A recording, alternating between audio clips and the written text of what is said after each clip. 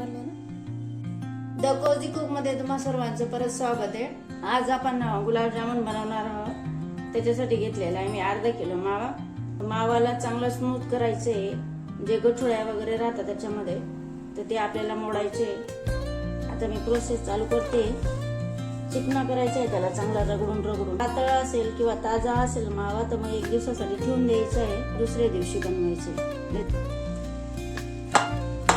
त्याला असं चांगलं एकसंध करायचं।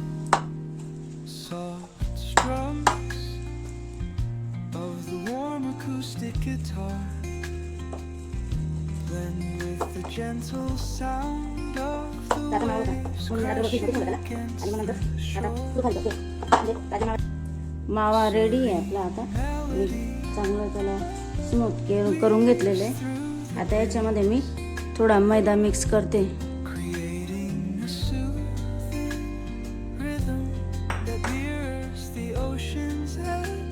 याच्यामध्ये तुम्ही कॉर्नफ्लॉवर पण टाकू शकता, कॉर्नफ्लॉवर नसेल तर मैदा पण टाकू शकता। मैदा जास्त नाही टाकायचा।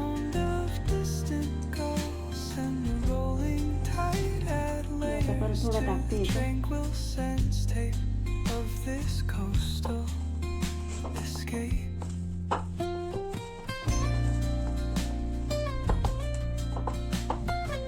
असे गोल करून घ्यायचे। याच्यापेक्षा छोटे पण करू शकता तुम्ही आणि याच्यापेक्षा मोठे पण करू शकता, पण मी या साईजचे करते। असे गोल करून घ्यायचे।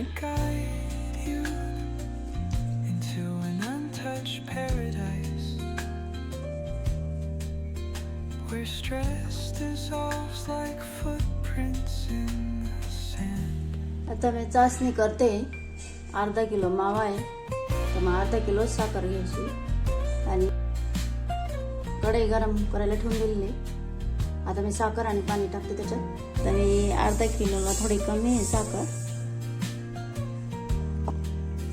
त्याच्यात मी पाणी टाकते। पाक सारखी नाही करायची, बस थोडीशी चिकट होईल एवढीच करायची। चासणी होते, जवळ जवळ होत आली आहे चासणी। इथं मी तूप घेतलेले कढाईमध्ये, तूप गरम होत आहे। तूप गरम होते तोपर्यंत मी गुलाबजामुन बनवून घेते। एकदम कमी गॅसवर तळायचे, जास्त गॅस फुल करायचा नाहीये, कारण ते जळून जातात आणि जास्त डार्क कलर येऊन जातो मग त्यांचा, त्याच्यामुळं कमी आचवरच तळायचे। छान बनला ना गुलाबजामुन। आता आपण याच्यात जेवढे म्हणजे ऍडजस्ट होतील तेवढे टाकायचे। आता हळूहळू आपल्याला उलट पालट करायचे, एकदम हळूच करायचे, जोराने करायचं नाही, नाही तर तुटून जातात ते।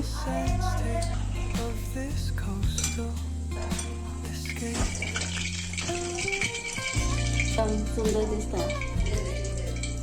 आता याला चासणीमध्ये बुडवते मी।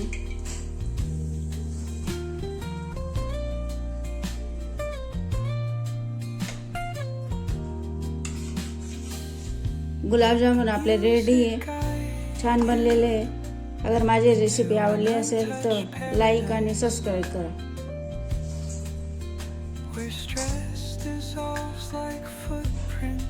रेडी होतात का ते? तेव्हा फक्त मी चासणीमध्ये